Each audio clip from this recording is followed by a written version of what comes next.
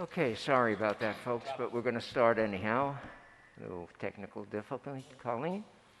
The meeting tonight is for conduct of town business by the town board. The public is invited to participate at the items marked on the agenda public comment. During that segment of the meeting, if you have a question or comment for the supervisor, please raise your hand and wait to be acknowledged.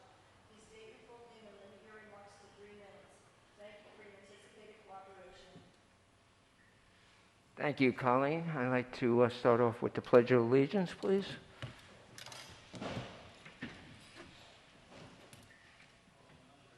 I pledge allegiance to the flag of the United States of America, to the republic for which it stands, one nation, under God, indivisible, with liberty and justice for all. Please remain standing for a moment of silence for our brave men and women fighting all over the world for democracy and freedom. As we pass 9/11, remember those folks and those people that sacrificed their lives, and also remember the men and women that died in Afghanistan.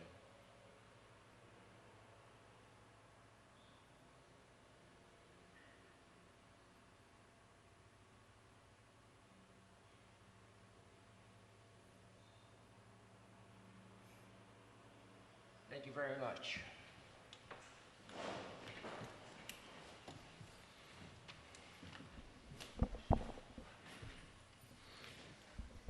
I'd like to make a motion to amend the agenda.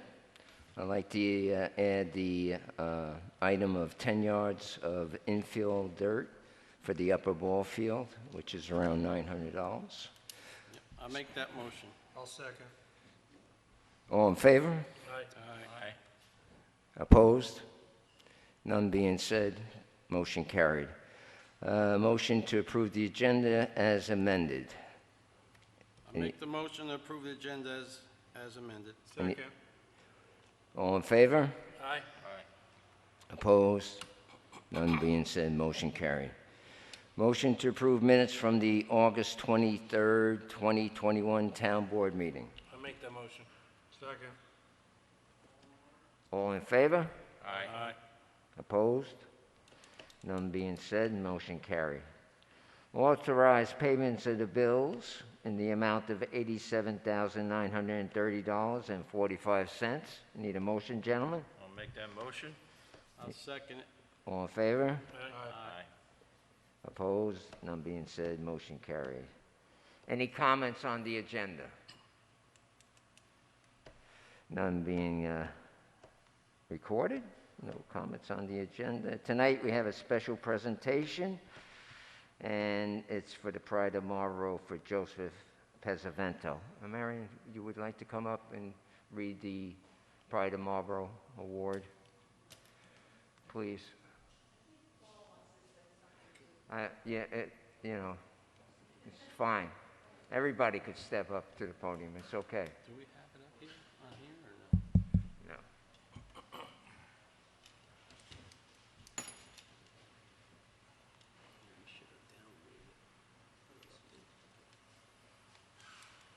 Good evening. I knew Joe for 20 years. We met when I worked for NYSET as its regional political action coordinator. We attended numerous meetings together, often with local, state, and national officials, in an effort to lobby for the resources and policies that benefited both students and teachers working in our classrooms. Joe Pesavento was an experienced local teacher and union president who commanded respect and inspired all who knew him. While I've only been a Marlborough resident since 2016, I am so proud that the supervisor and the town board chose to bestow the Pride of Marlborough Award on this well-deserved union member and lifelong public servant. We will miss his presence, and like his family, may we always honor his legacy. I'm just going to say a few words because I wrote it after Paul called me, so I hope that you'll indulge me. But first, I would like to introduce Joe's children, Julia, Joseph, and his wife Nadia, and Jocelyn. And so on behalf of Joe's children, the family, and friends and community, I'd like to thank you, Paul, for nominating Joe, and I'd like to thank the town board for awarding Joe the Pride of Marlborough Commendation. I know Joe would be very humbled to receive this award, he would probably say thank you, but there were many people who were on this journey with me. That's the type of person Joe was. So I believe it's fair to say that Joe would give a hand before he would ask for a hand for himself. Joe saw the good in our community and brought people together for the good of all of us. Joe was very proud of his town, his country, and his state. And as a social studies teacher, many of us probably had him, I'm too old, but he and his colleagues, and one of them is in the back, Mickey Lapola, did an integrated unit on the Hudson River. This meant that all the subjects collectively designed lessons to teach our children the importance of the Hudson River to not only to Marlborough, but to other communities along the river. And this was before integration was a buzzword in education. The team went on to present this unit to other colleagues throughout the state, so I was very proud of that. And his love for the community, I think, is evident through his membership in both Unico and the Lions Club. He was a founding charter member of our local Unico chapter and one of its early presidents and district governors nationally. Joe started the annual clam bake, the scholarship ball, and the very popular St. Joseph dinner. For over 20 years, this popular event has raised over $10,000 and was put back into our community through many charitable activities. Joe also organized the lights that I missed across Western Avenue during the holiday season because I guess the utility company told me I had to stop. So in closing, Joe's so deserving of this award, and we are blessed to have had him to call as a friend and for all the things he did to make our community a great place to live. And so, Joe and Jocelyn and Julie, you want to come up and get this after I read it? It's called Pride of Marlborough Commendation, posthumously presented to Joseph Pesavento.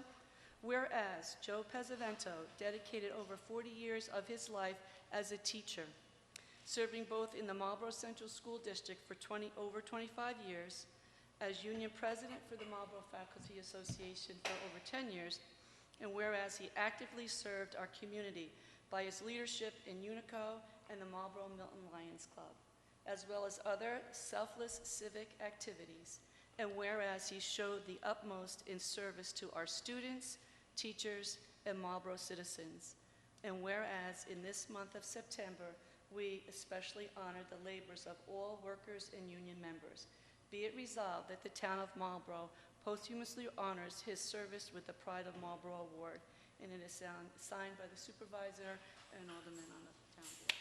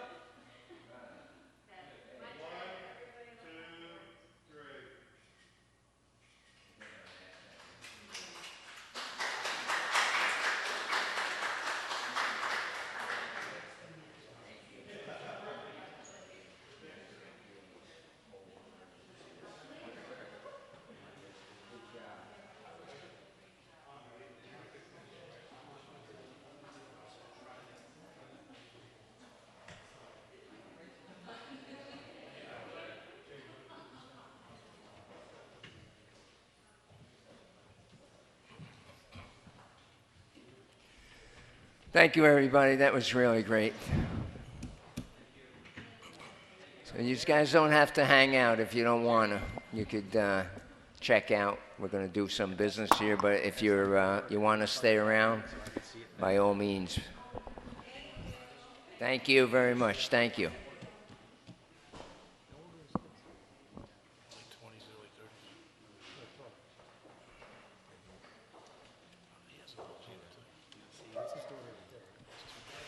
Thank you.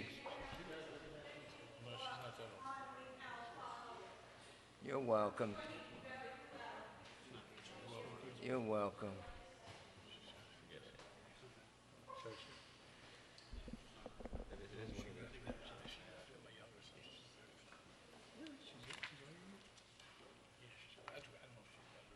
Not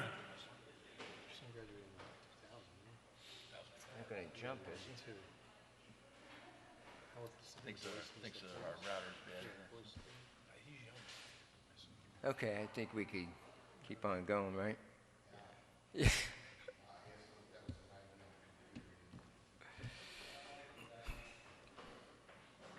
Keep it going, Al, keep it going. Okay, we're going to go through the...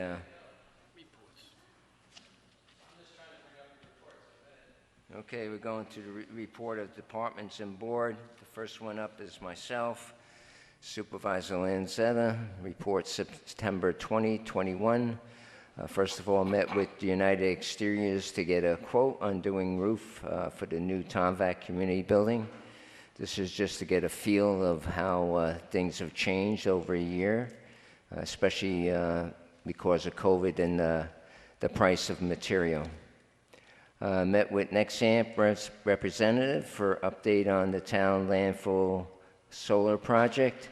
That's going well. Hopefully in 2022 we'll be actually seeing solar panels on our landfill, which would be a great thing.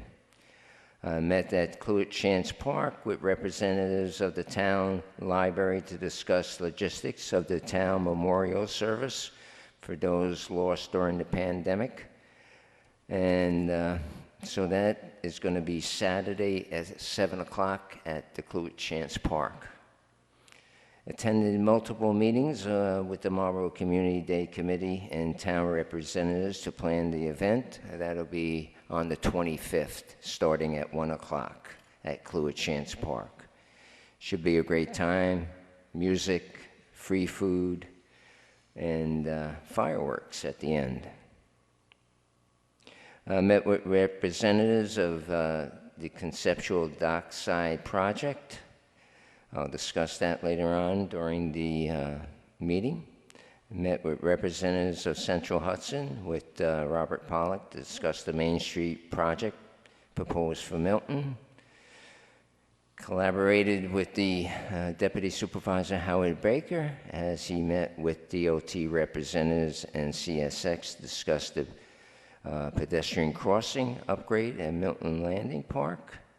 Howard, would you like to say something about that? Because I wasn't able to make it. I was in Wisconsin. Yes, that was a meeting with the DOT, Mr. Greg Hart, and several members of the CSX community, the guys that actually do the construction work for CSX, and another gentleman from another company that does the surveying work. And the purpose of the meeting was to start the discussions on exactly where the pedestrian crossing would go across the tracks. And their suggestion now is that we close the existing access point and make one access point for pedestrians and for vehicles. So that's what's being proposed. But I think there's a lot of more discussion that will have to take place before we settle on that. And so we talked about possible locations as well where the crossing would be. So it was a good meeting. And I thank Greg Hart from DOT for. And the crossing, Howard, correct me if I'm wrong, is a little further south towards the train station? Yes, we discussed two possibilities for crossing. One to the very southern, as far south as you could go without impinging on some of the infrastructure, and then something more in the middle between where the existing one is and the far southern end. So there's two possible proposals there. So we'll see what happens. Yep. But it was a good meeting to get going. The point is we have I believe money set aside right now by the DOT, $651,000 to do this project. And so we hope this is the start of it. I'm sorry, Alan. That's all right. Yeah. Are they going to, within these talks, are they going to grant us a permanent right-of-way? 'Cause We have a permanent We have it right-of-way. now, but if we move it, we still have a permanent Then right-of-way we're still gonna have a permanent highway. I don't know, without a I crossing. don't know if they're gonna just leave it the way it is or gate it. I mean, that's all in the negotiations. I was thinking about that today myself. Yeah, because I don't want to give away. We're a not- crossing. We're definitely not gonna give any, Well, they wouldn't be able to take it, it would still be a right-of-way, but we just wouldn't have any way to get across. And then they could say they can close their right-of-way. Not saying they would, I'm just saying we should just make sure that we have. yeah. I mean, the negotiation is now and everybody's in good faith knowing that it has to happen. Like I said, Howard mentioned they already allocated 680,000 or something like that for the crosswalk. But that's a good point. Thank you very much. Do you know, did we ask them about the electrical of going across, or we haven't? No. We didn't- haven't got to that we didn't point, get to Scott. that point. I mean, there's, We they have to design it, and we'll have to review it, and so. Yeah. But that's a good point. We did not These discuss are all that. things that I think what's going to happen is I just collaborated with the gentleman that's doing the design work in its infancy. And once the town has at some certain point, the town will be able to look at that design and then make recommendations or say, they don't agree with the design at all. So we have the last say. And talking to Gregory Hart from the DOT, he's watching our back, and nothing's going to happen until the town and CSX agree on the terms and where the crosswalk and the pedestrian crosswalk is going to be. Yep. So we got to this point after like 16, 17 years, so thanks to Gregory Hart and thanks to our consistent trying to get CSX to do something. Unfortunately, I had to write a bunch of letters and take them to court, but we won the court case, so they always refer back to the court case and the judgment from the judge from the DOT up in Albany. So, moving right along, but thank you, gentlemen, for those suggestions. Met with representatives of Titan Bond Engineering, Councilman Baker, Rosemary, and Jerry Wine to discuss the final stages of the rebuilding of the southern pier at Milton Landing. My hat's off to Councilman Baker. I know he went through a lot. It was a lot of work to get all those people together, and I think everything... We got them together, too, didn't we? He kept us together there for a long time. He made sure that CSX trains would block us from going back across for 2 hours. But sometimes things work out for the best. I know that a couple of our our assemblymen actually called me today, and Scoofus is probably going to be on the case too, but that should never happen. They should always have that R right away, always open in case of the emergency vehicles have to go across. Thank God, in those 2 hours, nobody was in any kind of harm, but if there was, we'd be in a lot of trouble. So they, because of the incident, a lot of people are aware of CSX, and correct me if I'm wrong, Alan, but they're not supposed to be doing that. We actually talked to them a few times about that. But they're CSX, and unfortunately, it just was not the right timing. So it was like a couple hours. And they gave the wrong information, because I called, and they said, oh, that train should move in 5 minutes. After the second train went by, they said, oh, it should move in about 5 minutes. So I said, okay, and I was on the phone for about 30 minutes before I got to actually speak to somebody. And 2 more trains came by, and another hour went by. So they... Yeah, and so we're going to work on that with our representatives and see if we could do something about that. The trains are too long, probably. That's why they're not doing it. I don't know, but we got to get to the bottom of it. Of course, we can't have that happen.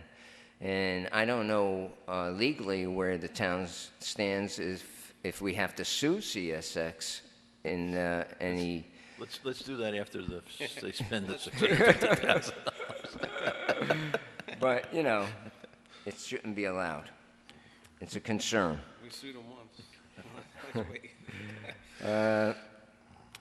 Moving right along, I met with Councilman Corcoran, the Town IT Committee and Spectrum, to discuss the town's IT needs. It was the beginning of hopefully a good relationship with our new representative, so we'll continue that. Collaborated with Deputy Supervisor Howard Baker on modifications to the South Pier. I think Howard will talk about that later on in the meeting. Councilman Corcoran, Budget Director Christine Wilco, the town's health insurance representative, and I met to begin preliminary budget planning on health care costs. That was eye-opening. Not as bad as I thought it was going to be, but still, health care in this country just keeps on going up. Worked with town departments, the fire department, and local contractors to address the flooding situation at the Milton train station, including rewiring and the installation of a new pump. I want to thank Charlie Maggio and his men for doing that. Appreciate it. As usual, on my way to work, I stop at the train station, then go up to Sands Avenue, make my runs. And when I stopped at the train station, Ed Mackey was there, and he said, "We got a problem." I said, "What's the problem?" He says, "Come and look." And there was about 3 feet of water in the basement. And the chief came down, and we looked at it. And then the chief noticed that the breaker was tripped, so he untripped it, and the pump started. And then they tripped again, and then the pump started. So it was a whole thing where the 2 pumps, once they're on, it trips the 20 amp breaker. So I called Dave Pulliam. He came down. He did 2 home runs. But in the meantime, we discovered that one of the pumps were bad, and there was a crack in one of the pipes. Sorry to be so long on this. So Charlie Maggio and his men went out. They got the new pump and fixed the pipe, and now we're good. And I also went to Lowe's to find fans, believe it or not, because a lot of people's cellars were flooded. You need the fans to circulate the air so this way you don't get mold. And I just got the last 2 fans, so I set those up, and it's been running ever since. So it's all dry now, and thanks to Dave Pulliam, the pumps are working correctly. All right. Thanks to Tom Schroeder, too. Excuse me? Thanks to Tom Schroeder for all his work on that, too. Yeah. Yeah, his help. Yeah. Yep. Thank you, Howard. Worked with the department. I did that. Attended the official ribbon cutting ceremony for the opening of the South Pier at Milton Landing Park. I got to tell you, that was very exciting, regardless of what happened with CSX. It was really great to see the Clearwater down. It was great to see the pier. It's a beautiful pier, and when I go down in the morning, I see a lot of people already fishing off it and utilizing it. So thank you, Town Board, and we're moving on that. Building Inspector Thomas.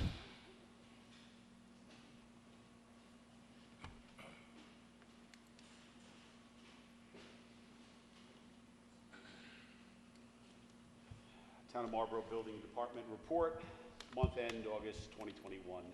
Certificate of occupancy 5, request for information 23, building extensions 3, fire inspections 9, fire calls 1, stop work orders 0, order to remedy 6, complaints 21, burn permits 12, building permits, addition renovations 8, burn permits 12, carports garages 1, commercial permits 1, deck stairs 6, electrical 6, furnace boilers 1, hot tubs and pools 3, roofs 6, sheds 8, single-family homes 3, solar panels 1.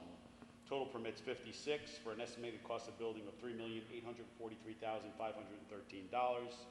Monthly income For August 2021, certificate of occupancy 750, permit extensions 1375.50, building permits $19,889.36, request for information 2,350, fire inspections 415, burn permit fees 50, for a total income of $24,829.86. Total gas use is 110 gallons, total miles 1320. Thank you, Thomas. Any question for Tom? Thank you very much, Tom. Chief.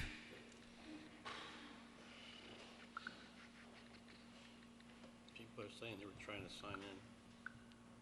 They were Good trying evening. to sign into Zoom. Activity summary for the month of August 2021. Was that Sharon? Personal injury auto accidents 2, fatal 0, Yeah, property I damage sent her accidents an email. 15 for a total of 17 for the month. I'm sorry. Vehicle and traffic Yeah. summonses issued 90 with 1 parking violation issued. Total blotter entries 1,811 with a total of 32 arrests. Telephone calls handled 1,815. There was 4 hours of overtime for full-time dispatchers this past month. Police mileage 13,328 miles with a fuel consumption of 1,123.570 gallons. We are well aware of the train situations. There was 2 of them this month. Unfortunately, Mr. Baker was involved in both of them. I was. I mean, it's some bad luck, man. So we have an online reporting process that we follow that we dealt with, I don't know, last year or the year before when this problem came. And we did file those reports. They do give us callbacks, like they told Councilman Koenig.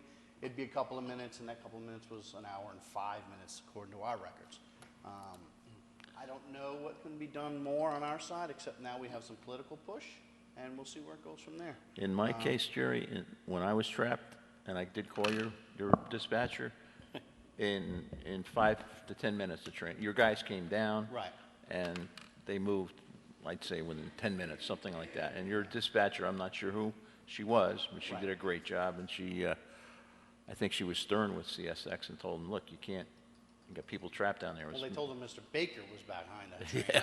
That's what I don't think she knew who I was, but the problem was we didn't have our phones or anything, and luckily there were 2 kids fishing there that had a phone.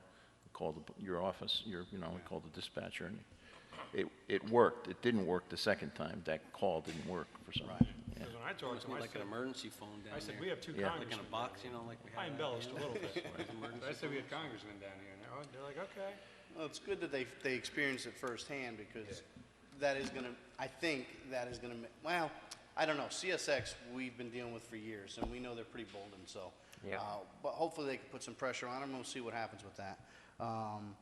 That being said, if you do get trapped on the wrong side of the tracks for the train, you cannot crawl underneath that train. You cannot climb over the train. You don't want to be anywhere around the train. Apparently, we found out it's a federal offense. I've never heard of anybody going to jail for it. But God forbid something were to happen, I can tell you every second that that train is delayed is thousands and thousands and thousands of dollars, which if... Yes, I've heard that happened too. We've been down there several times, and we were done, and we left the equipment there for an hour or 2, Right. because we couldn't get it out in there. And I'm told that's what other people did. Yeah. Other than the snakes there, I don't think that's a problem. I don't know. I don't do snakes well, so I'll sit on the other side of the trestle. But We have climbed over the train sitting there. and I have. guilty of it. Yep. But The thing just, about that God is- forbid something happened. Yeah. I don't know who would be liable. I don't know who would CSX would go after for tying up the train for hours, as we did some sort of investigation. But it's not a good idea. Although I'm sure we've all done it at some point in time. Just a point of safety. One other thing I wanted to inform the board on is when you look at my summaries for police officer overtime and police officer grant overtime, there was a formula error in the Excel sheets. So you were missing an entire row on the funds spent side. If you were to go back, unfortunately, we traced it back at least a year, and we didn't realize it was missing. So the one you'll get next month will be updated to the current time. You also got there was an error, well, it was my error, on the summons issue. You should have got a new email with the new summons numbers in it. apparently, if I take 2 days off, things don't get done. So I caught up this morning. So that's why you get the new email. Other than that, I think we're doing well. There's some movement on the reform stuff for the bail reform and the reorganization of the police departments. Some new legislation's coming down from the county, so we're looking into that and looking onto that, and we'll see where that's going to go. I don't really have a lot to comment on that. We haven't done a lot with our stuff. We have been sending some people to training, but we haven't done a tremendous amount as of yet. But as we move forward with this new legislation coming from the county, as we work through that, I'll keep everybody apprised. I really haven't read through it fully to understand everything. I have had some conversations with some other chiefs. The opinions of what it actually means are all over the board, so until I can get some answers from Legislator Corcoran and have time to meet with him, I'll know more and be able to fill you in a little bit more on that. This is on 403. Is that, This is the extension of is the it executive 403, Tom? 203. Is it 403 or 430, something like that? Okay. Whatever the number is, yeah. Yeah, this is I sent it to you and Howard resolution and number Ed. 430. 430, yeah. Right. Like I said, I have it. There's been a couple of different opinions of exactly what it means. Until I hear it from the horse's mouth, I'm not going to get upset over it yet. I do entrust one of the chiefs from Saugerties, or the chief from Saugerties, in his opinion on things. And I got to, at this point, if he was jumping off the cliff, then I would worry, but he's not. So right now, I'm just taking it in strides, and we'll Yep. see what happens. Find out what until we it's get all about. clarification. And, It's several pages long, so I haven't waded through it yet either. Yeah. there's a lot there, actually. Yeah. And I guess how you read into it, a lot of supervisors are reading into it that it's just another burden that the county's trying to control the towns. But what you told me about this other gentleman from Saugerties, that might not be the case. So let's get our facts together, and next time at the workshop, maybe you could present what that 430 is. Quick story. Me and Cynthia went to New Paltz to an art show because Sidney Cash had a couple of pieces there. And I turn around, and there's the dean that was trapped for 2 hours. And he said to me, he says... President. He was the president. He's the president. Yeah. He's the big guy. He said, you know, I turned around to Monique, and I said, maybe there's some money to do something for, you know, this project, you know, as far as a walkway over the tracks, just in case something happens. So a lot of people were there that were trapped, were very important people, and sometimes that works out for the best. Plus, Jerry, we had Mr. Kent's hard cider, so that put a nice little touch to it. Right. One last note, I want to congratulate Travis Merrick. He was nominated and received the award of Ulster County's top cop for Stop DWI. Unfortunately, he wasn't able to make the presentation, but I did for him, and it was a very nice presentation. So basically, out of all the municipalities in Ulster County, he was the #1 producing DWI cop for municipalities. State police and the sheriff have their own category. So it's something to be proud of. Shows the work that he does, the dedication he has, and he was a good choice for a hire. Yeah, I'm sorry. Just one more point. The soccer game in lieu of people in 9/11, I thought Officer Fulton and Legislature Corcoran did a great job, especially Officer Fulton with the boots representing the people that just died in Afghanistan. I thought it was very moving. I took my 2 grandchildren there. I just hoping that people don't forget 9/11. Like, I had to explain to them because they're, well, one's 10, one's 8, you know, they don't know it. But things like that, which when you see it, then you could actually discuss it with them, why, you know, what's going on. You know, why are we here at the soccer game? Of course, Grandpa really doesn't dig soccer. Anyhow, Unfortunately, I wasn't able to make the game, but I heard it was a great turnout. it was. And I do have some photos that we'll put up on the Marlborough Police website or Facebook page. I can also share a link with the town's website to get them on there. It's not a lot of photos, but it's a few photos of it. I heard it was a terrific event, well attended, very appreciated by everybody that was there, and I think it was just a great thing that they did. Yep. Yeah, and then the same thing with those two of those gentlemen that died in like Afghanistan were actually in my grandson's class and things. Took it very hard. Yeah. It was terrible. It's terrible. Okay. Thank you very much. Thank you, Chief. I got a question for Jerry. Sorry, Jerry. That's I've okay. been waiting.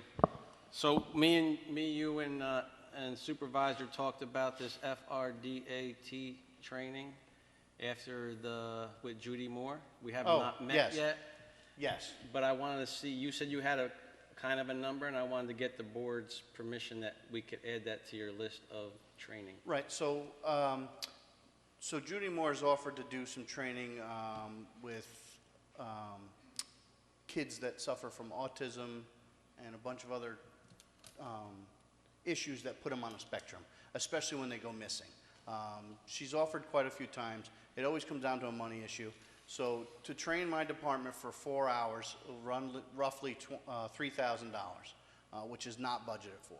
So if that's something the board wants me to pursue in a more immediate time frame, I would be requesting those additional funds so that I could set up with Judy to do this training.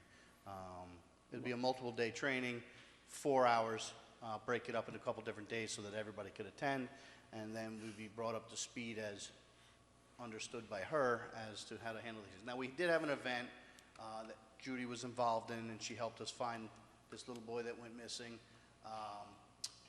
There's a difference of opinion whether this boy was missing because of where he is on the spectrum or whether he was fleeing from his parents because he was in trouble. But either way, he went missing. And with about an hour, we recovered him with the help of a couple of civilians, and Judy herself was out there. Facebook came into play on that. We follow a procedure through this whole thing, and we followed it to a T. There were some comments made that we didn't do the right things in certain areas at certain time frames, but I think it's more of the public not understanding the process that we need to follow. Some said we should have did the Amber Alert immediately. Unfortunately, Amber Alerts don't work that way. They don't allow you to put them out immediately. We did follow through our procedures. We use a child is missing, which is similar to Amber Alert, only on a much smaller, more local level. We were in the process calling in additional manpower and all that stuff, but fortunately we found the boy, sought medical attention for him at his parents' request, brought him over to the hospital again at his parents' request, and as far as I know, he's fine and living a happy life at home again.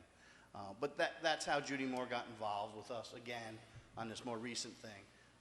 So I have no issue doing the training. I think it'll be valuable training. It is training we haven't done in a very long time, if ever, that I'm aware of. I know some of the guys get that training in the academy, so a lot of the newer guys will have it already, but us salty dogs don't have it, I'm sure. So doing it wouldn't be a bad thing. The only thing, it would incur an expense that we haven't budgeted for, and training is everything is about training now. Well, The new bail reform is training, everything's training, so. I'm going to suggest to the supervisor that we add this into our budget this year. We're going to follow up with a meeting with Judy, right? Right. So we'll have that meeting. I think we'll explain to her, this is the steps we're taking. And I think as far as money-wise, it's not a lot of money, but I think since it is out of budget, we should budget it. And since we're right in budget season, it's something we can do and add it possibly to your overall training that's coming up in the next year, maybe. Yeah, It's I up would to love you. to do that, and just so that the public only understands, you haven't seen my 2022 budget yet, Yeah. and training is a huge increase. I know. Only because we have a lot of stuff that was recommended that get done for the the executive order from the governor, which is all good stuff. And a lot of the stuff that came down from the executive order is strictly training and policy changes. Policy changes we did. We were able to do that. We did it as that committee, and all that stuff is done. and the new rules have been executed and everybody's aware of them. But it's all the follow-up training, the bias training and so forth. And to be honest, I've been watching through the county, there's not a ton of it out there yet.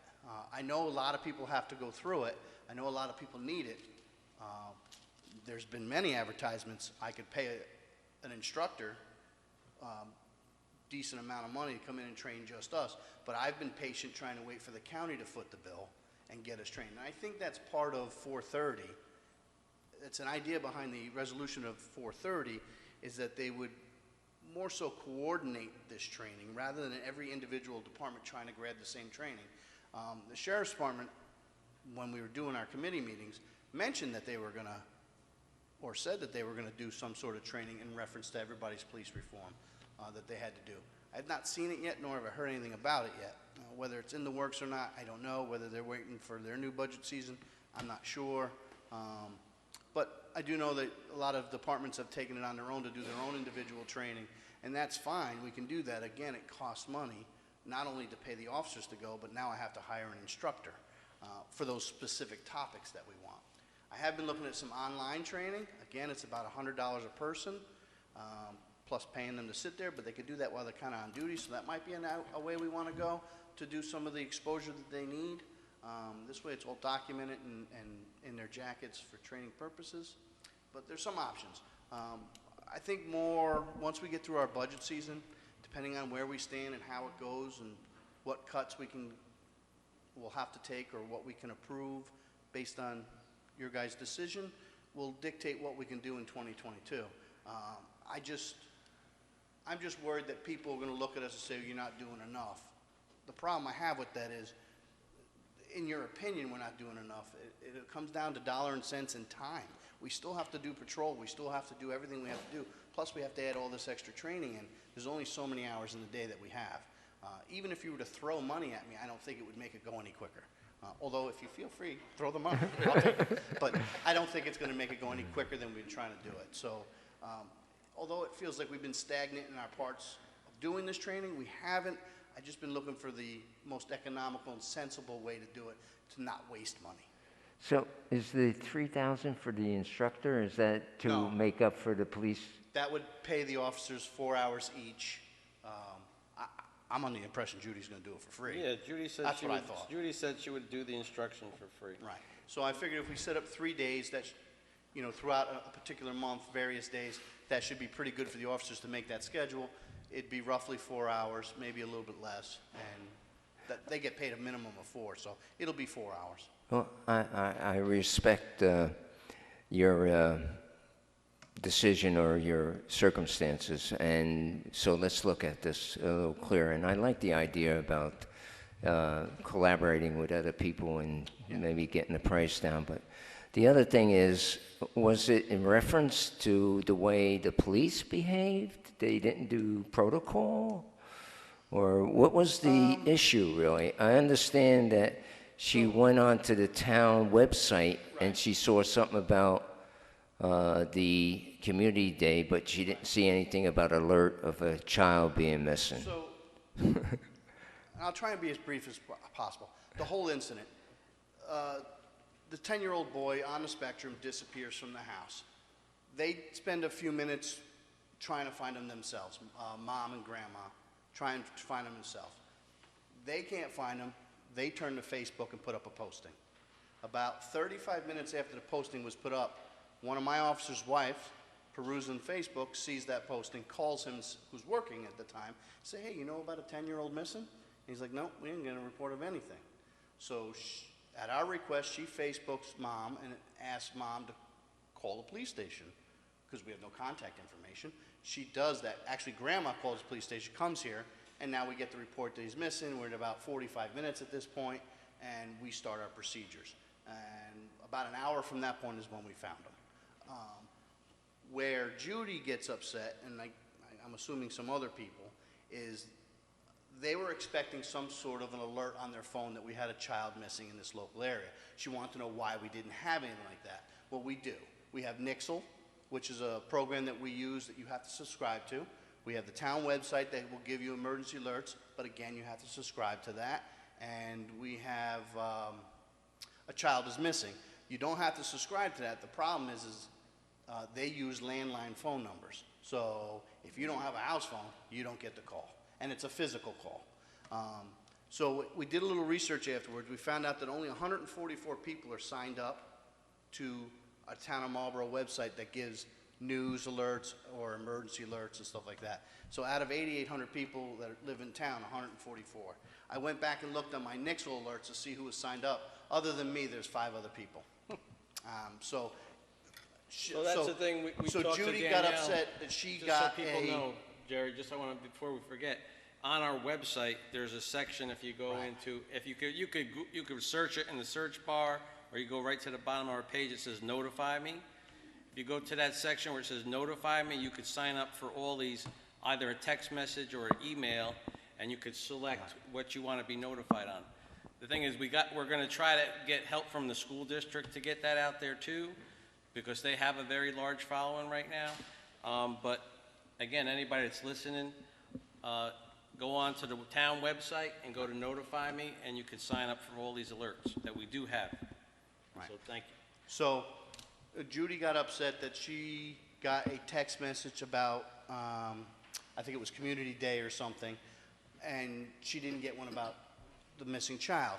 Well, when I explained that to Judy about how many people signed up, and it's not really a good resource, but that's something we would have done in our chronological time frame had we not located the boy.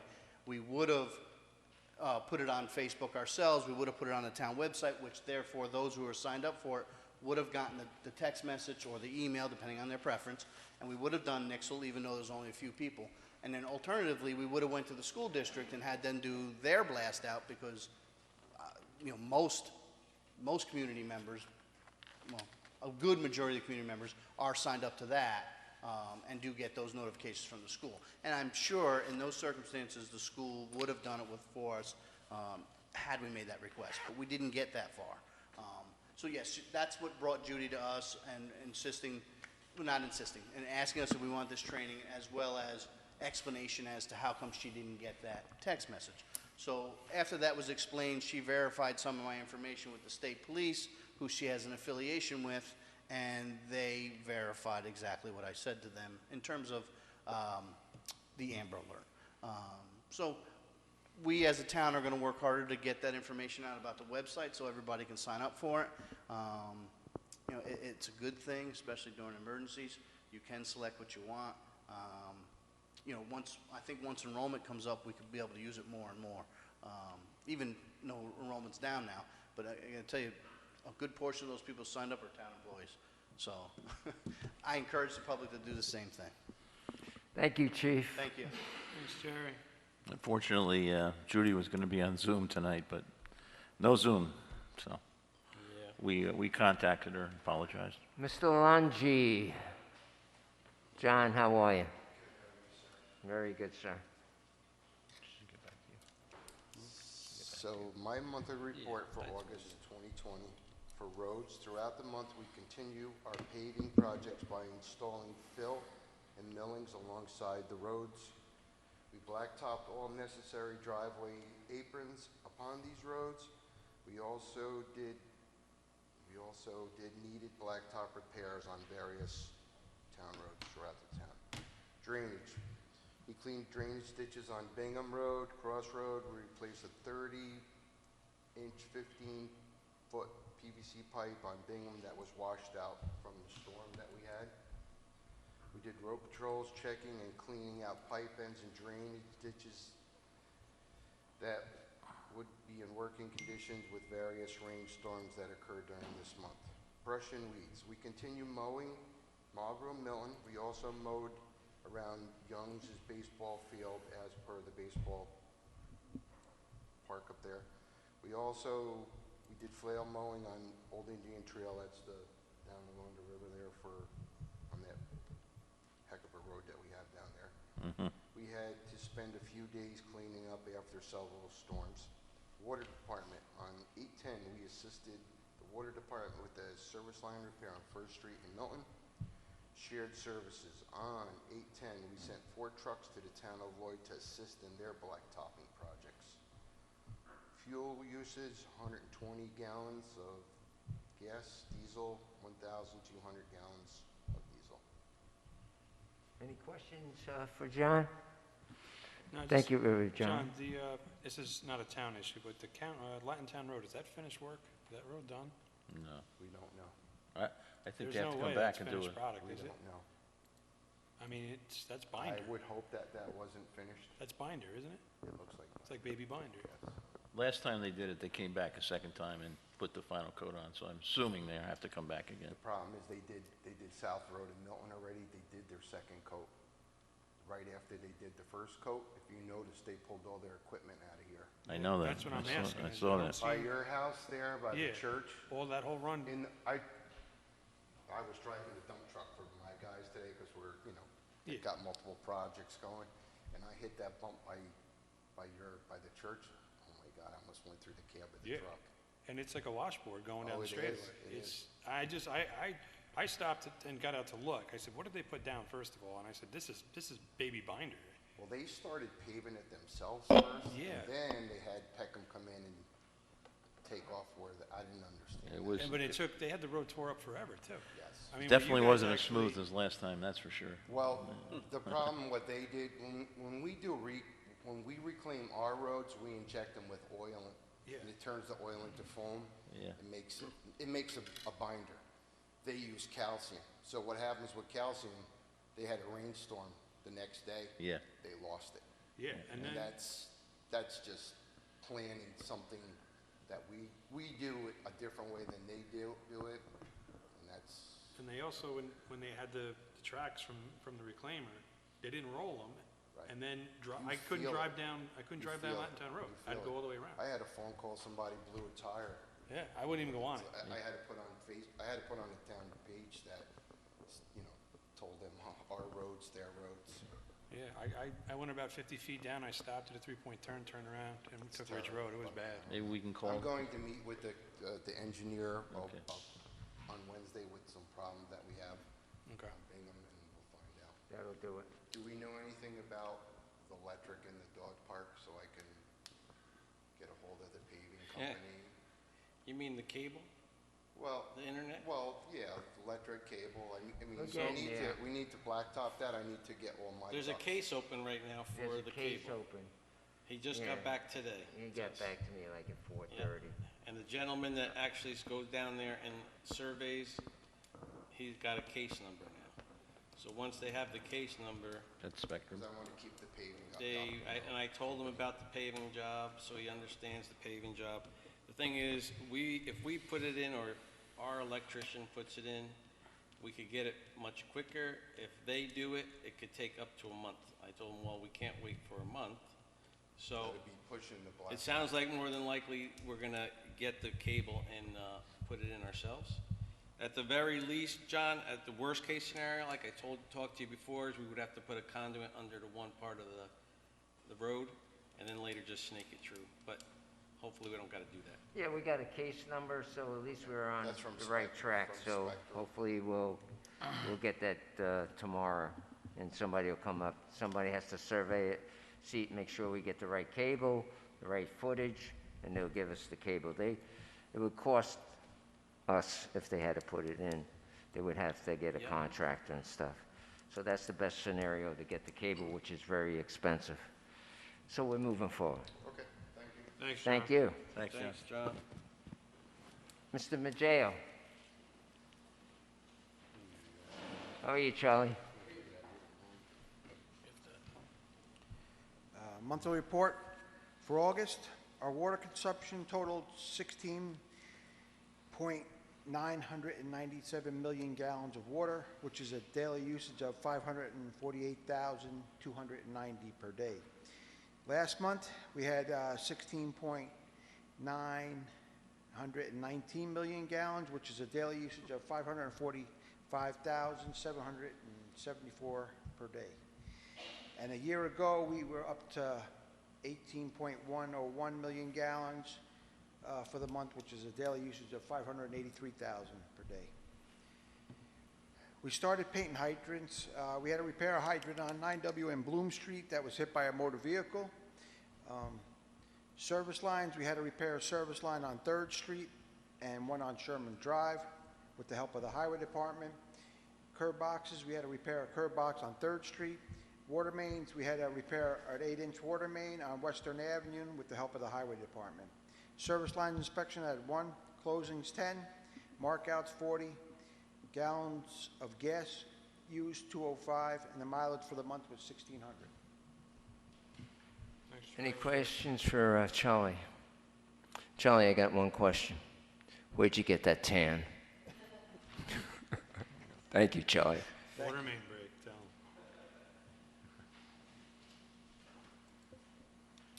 Colleen?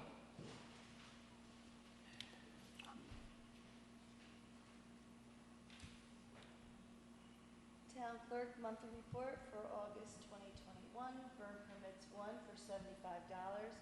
Conservation 15 for $80.21. Dog licenses 20 for a total of $120. Water services 1 for $1,500. Transfer station permits 2 for $60. Punch cards 30 for $1,545. Marriage licenses 5 for $87.50.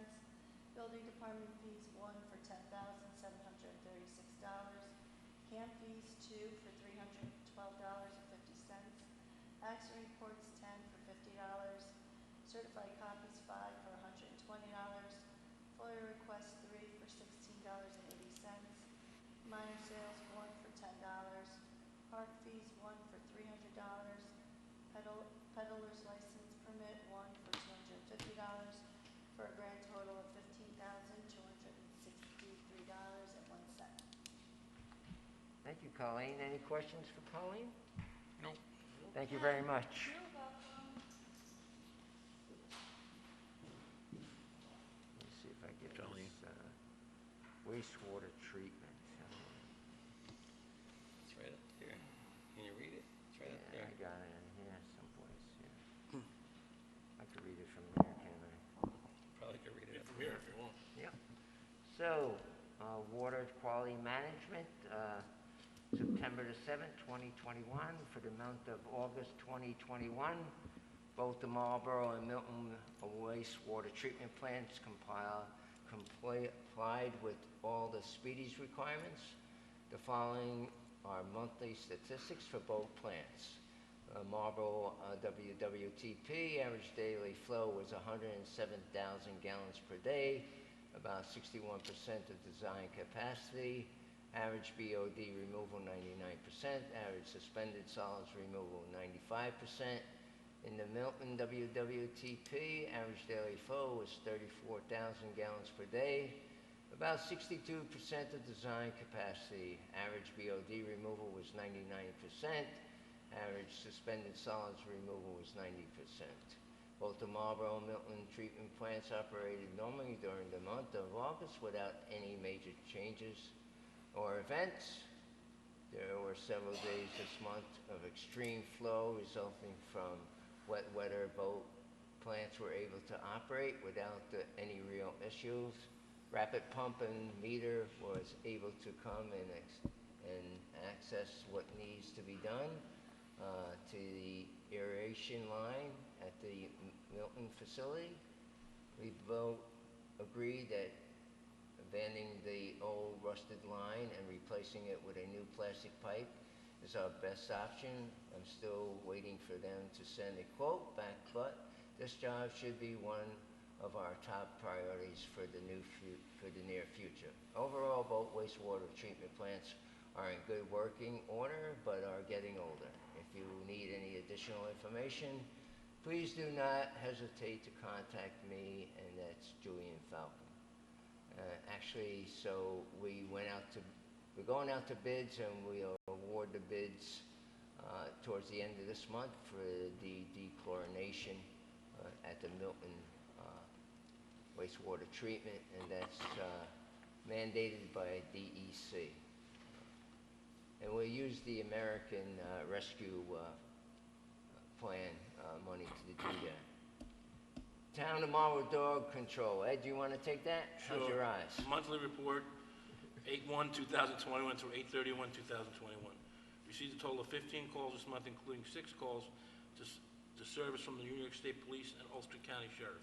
Responded to 6 active complaints and/or cases which are now closed or resolved.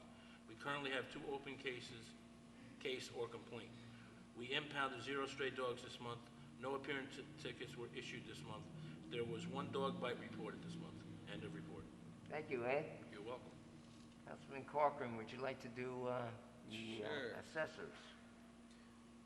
Sure. Town Board, from Cindy Hilbert, we prepared 4 tax estimates. We processed 37 sales tax this month. We're reviewing our sales and continuing to collect the new construction and building permits. We worked with the school district to review the tax levy and tax extension. Respectively, to Cindy Hilbert. Thank you. Town of Marlborough Planning Board, August 2021. Application fees, $1,200. Escrow fees, $6,216.98. No recreation fees and invoices of $3,650.91. Meeting August 2nd was canceled. Next deadline is August 6th, and the next scheduled meeting is August 16th. August 6th meeting, everyone seemed to be there, it looks like. First thing on the agenda was approval of stenographic minutes for 7/19/2021. Approval for the above minutes was granted unanimously. The second item was Cheever's Airbnb at 45 Crossroad in Marlborough for a sketch and site plan review. The applicant was absent from the meeting, so the board scheduled a public hearing to be held on September 20th, 2021. Second item was Bishop Subdivision on New Road and Mahoney Road in Milton. It was a sketch subdivision plan. The applicant provided the short EAF, which does not identify any significant environmental constraints on site. The roadway dedication was discussed, which included a review of an existing barn within the front yard setback. Plan for sewers on both lots should be coordinated between plan sheets. The board scheduled a public hearing to be held on September 20th, 2021. The next deadline is August 20th, and the next scheduled meeting is September 20th. Respectfully submitted, Chris Brand, Chairman, Town of Marlborough Planning Board. Quiet month. Yeah. That's the shortest report I think you've ever read. Right. The next one won't be short. They have quite an agenda coming up. Okay. Oh, boy. Yeah. Detest a little sarcasm there. I had a question about the, Sure. I think it was on here, it was the planning. Thought I had read it in here. There was a meeting, public, Were the dates? maybe it was in an email. Something about they were looking to change industrial zones. No, That's on I'm our- going to bring that up tonight. Oh, that's what it is? Okay, I thought Yeah. it was on the plan. It's in my, it's on our. That's where I agenda. saw it, okay. Conversation. All right, report of the committees, Recreation Committee. There's been some talk about trunk or treat. I've been trying to get a hold of Joe Wiles. There's a bunch of people that would like to do it. Personally, I think it's a good idea. It's outside, you wear your mask. A lot of kids enjoy that. It's in a safe area. Usually we do it at the back of the elementary school. And some people from the Recreation Committee were waiting for Joe's response, and they would like to take it on and would like to know what the board thinks about that. If they're in favor of it, if they have concerns. I already had discussions with Tina on this, so we were already kind of planning to do this, so, I mean, Joe's doesn't live in town anymore as far as I know, so I'm not sure if he's gonna be able to do it, so me and Tina, we're gonna do it like we normally do the Easter one with you. And I was gonna talk to John about what he wants to do because they've done the drive-through the last 2 years. So I didn't know if we wanted to combine something, have like a drive-through and a trunk or treat. Together, you do it. Yep. Yeah. So, yeah.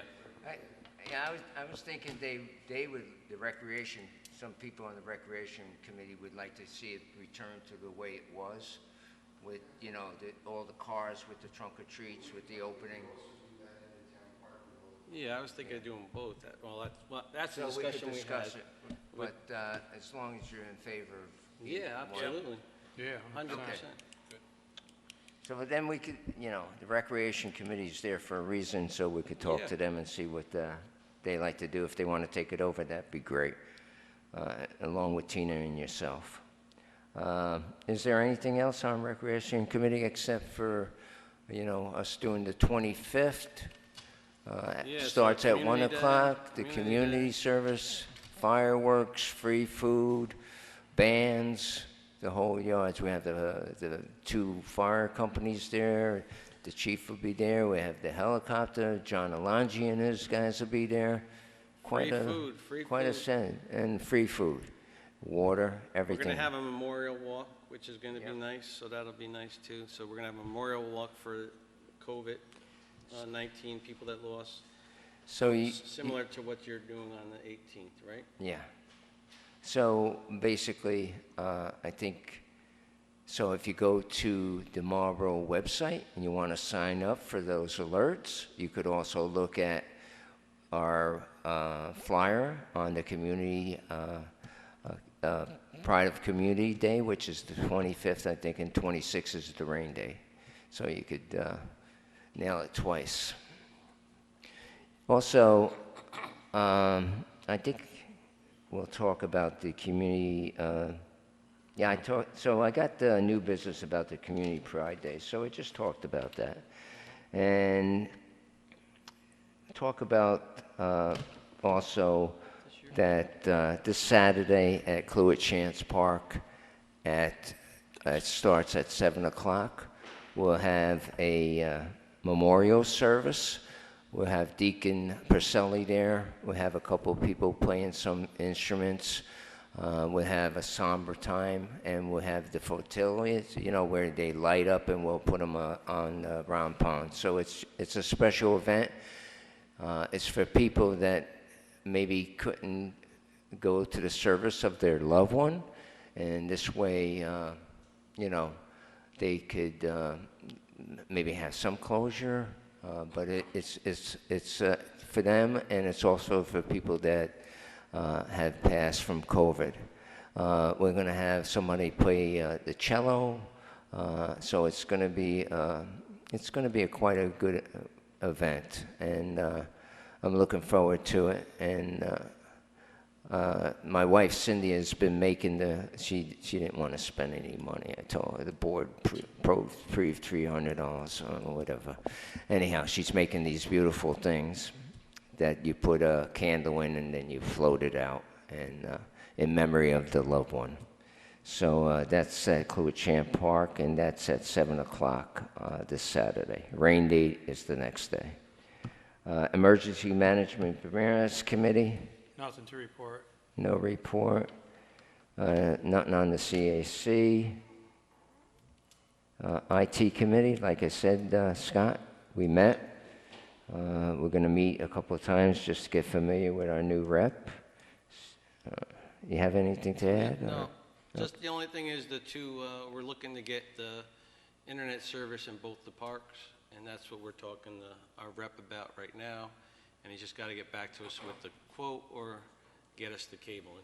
So. Thank you. Milton Train Station Foundation talked about the little flooding that we had. Thanks to Charlie Maggio and everybody pitching in, the chief, get that situated, and Mr. Paul.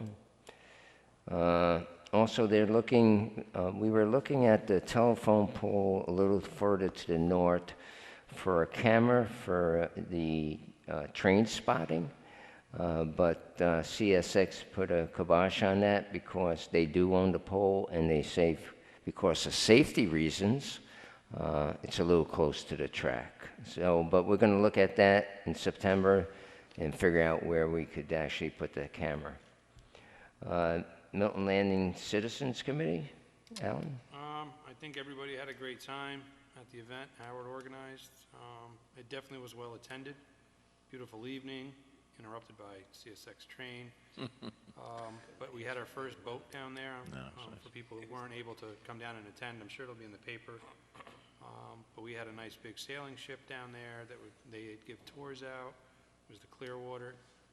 Everybody had just a great time. It was a good presentation, and maybe the train did help us get a pedestrian crossing over the tracks, because there were some dignitaries there that saw our issues that we have down there with CSX. So it's all, everything's on the up and up.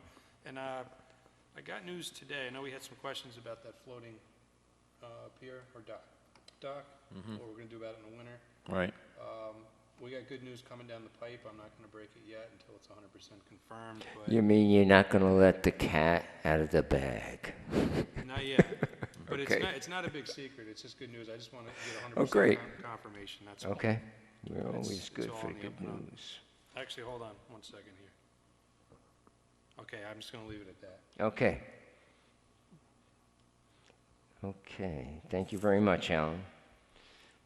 Let me Probably just, won't be able to sleep tonight, me and Howard and the rest of the board, wondering Just what keep that good thinking news. about that Packers game. All right. the only thing I want to mention under the next topic, Al, is Marlborough Hamlin Economic Development. I always conclude the trail under that. And so we are pursuing a Greenway grant to do some improvements to the Marlborough Trail. We hope we can meet the deadline in November. Matthew Kerstad is leading that effort for the most part. So that would be to shore up the stream bed so that we shouldn't get the washouts that we now get on some of the trail. Yeah, thank you to Matt and all those people that are getting that grant together. That's good. That's great. And meet me in Marlborough. I did talk to Sheila today. You know, the farmer's market is going well. She wanted to thank John for his work in opening up that in and out area there. As you know, last couple of weeks through B.J. Mickelson's efforts, we met with some tour boats and cruise ships that are interested in our pier and dropping people off and having them go out to our wonderful wineries and pick your owns and so forth. So that generated a lot of interest, and I think we're going to talk about some of that later. The other thing she wanted to mention is September 23rd, they're having a meeting at the Falcon at 6:30 p.m. It's called, the topic is Let's Talk Business. So this is a Meet Me in Marlborough sponsored get-together which they've been having on some regular basis, and this one is on the 23rd at the Falcon.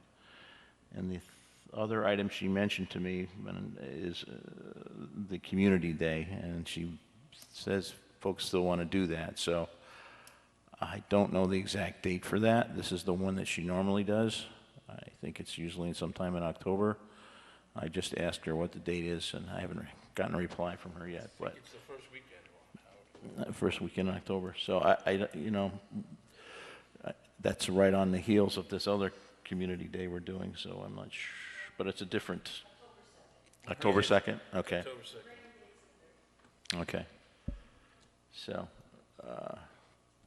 Thank you. you okay with that? Everybody's okay with that?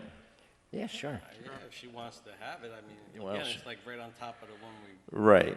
That's what I'm concerned about, and it's but I guess the vendors that she works with want to have it. So. It's a total different animal, so Yeah, it's a little Okay. if she wants to try it, I have no problem. I think there was we might have $400 in our budget to help with that. We do. Yeah. Okay.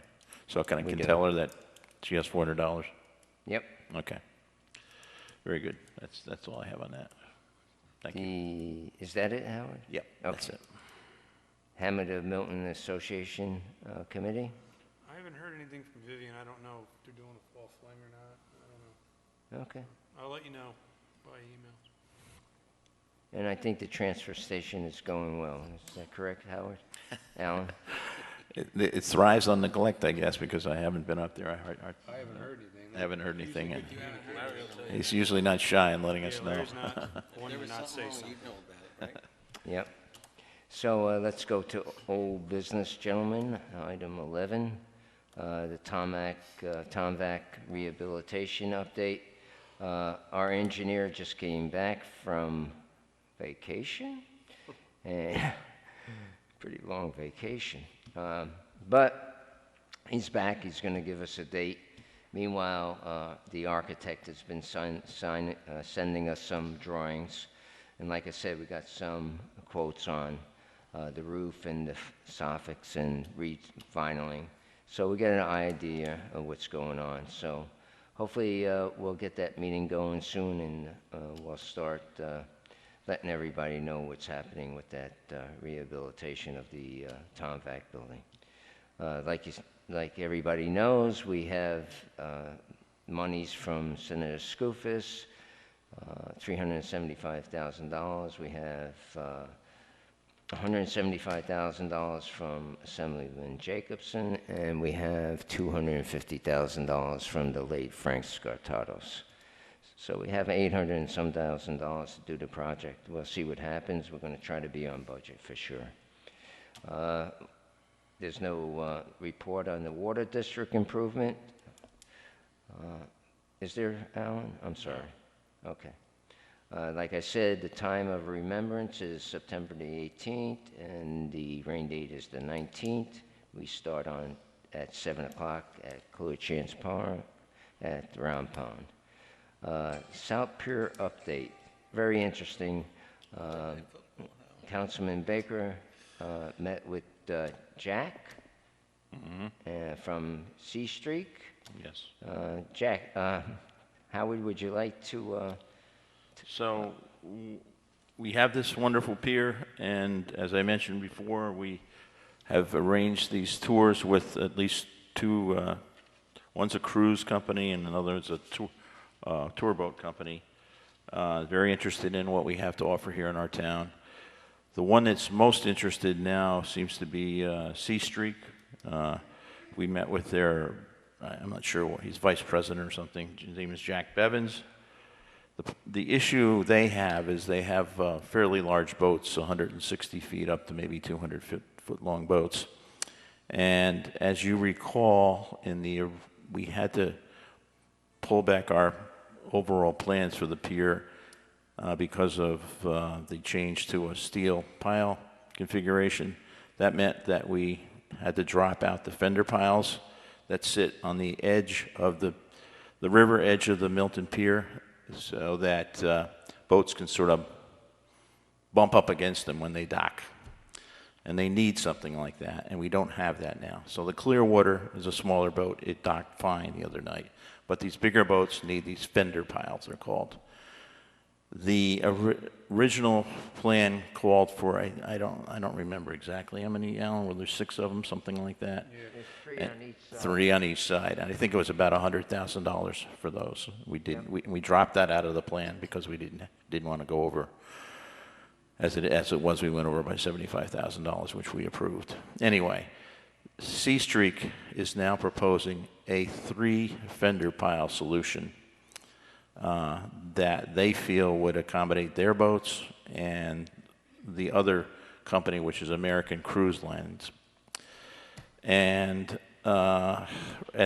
he called me yesterday, I believe, and is now proposing that they would pay for the purchase of the piles and the installation of those piles. They're very eager to get this done now because they want to do their tour starting the end of September in through November. And so that is the offer to the town board. I told them I'd bring it up tonight. Al is aware of it. In exchange for that, they would like to have docking fees waived for a long time.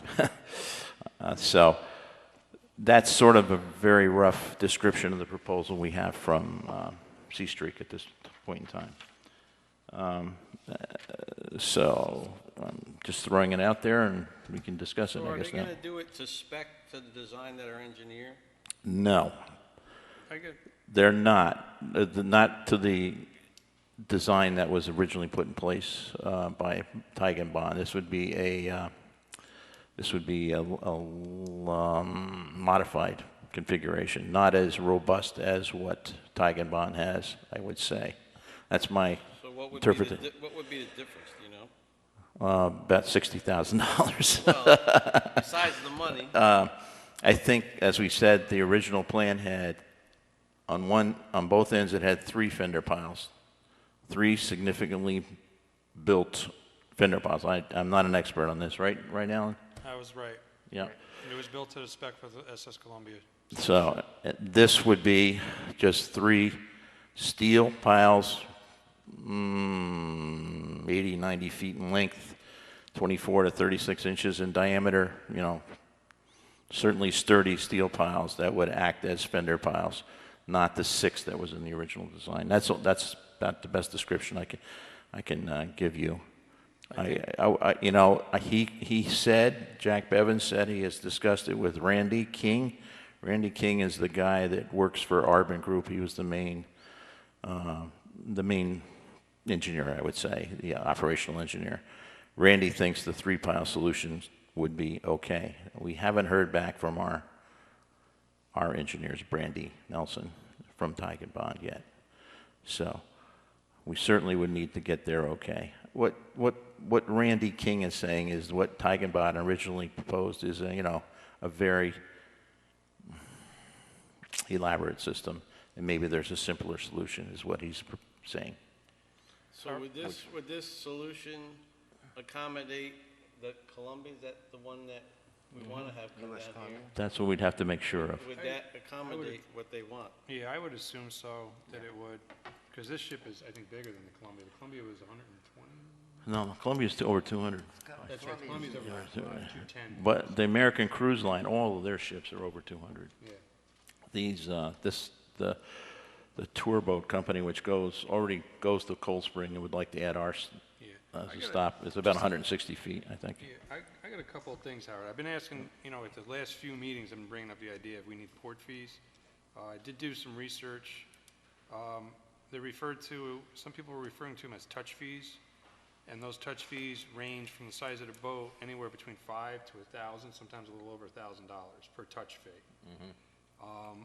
I understand that if they want to put in the pylons, I could see, maybe we could discuss the horse trade thing, but I think we need to have an idea from T and Bond how much a project like this would cost. We talked to a few council members down at the event on Friday, is that this is a beautiful pier that sits in a beautiful river that is going to erode. It's going to need maintenance. Yes. You know what I mean? I'm as a boat owner, I can tell you anything that touches the water costs you money. Absolutely. Right, Jerry? Right. So what I'm saying is we need to, as a board, establish these touch fees and encourage boats to come, but establish these touch fees. Now, with the horse trade, so he doesn't want to pay touch fees for an extended period of time or a long period of time. Right. Well, if it's $1,000 per touch, if that's what we agree upon, I don't know what we're going to agree upon. If we agree upon that, we could divide that out to say this is how many touches you get. We'll give them a punch card. Right. But these other boats that are coming in and wanting to use the pier is a great thing, and that's what this whole pier is designed to do.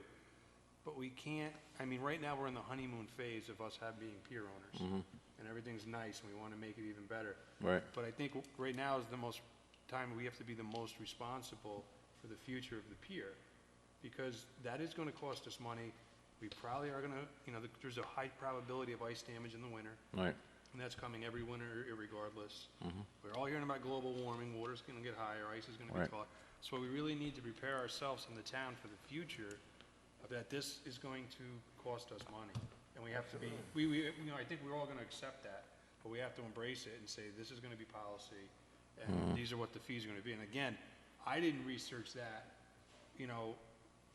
I didn't spend 1,000 hours researching those touch fees. Maybe they are more.